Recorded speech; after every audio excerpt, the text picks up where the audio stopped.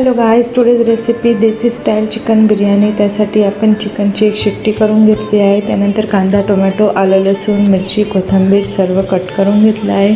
Rice भिजत टाकला आहे। त्यानंतर कुकरमध्ये ऑइल घेतलं आहे। त्यात जिरं, मोहरी, आलं लसूणची पेस्ट, मिरची, कांदा मिक्स करायचं आहे। टोमॅटो ॲड केला आहे। फ्राय करून घ्यायचं आहे व्यवस्थित लालसर होईपर्यंत।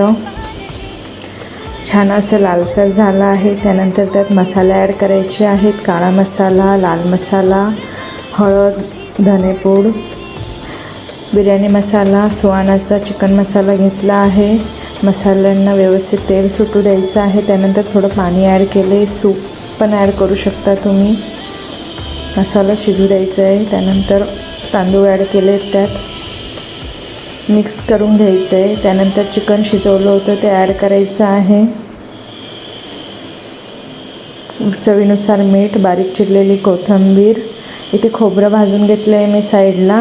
तुम्ही कांदा फ्राय केला तेव्हा पण खोबरं ॲड केलं तरी चालतं, बट मी इथे लास्टला खोबरं ॲड केलं आहे, त्याच्याने तडका छान बसतो बिर्याणीला।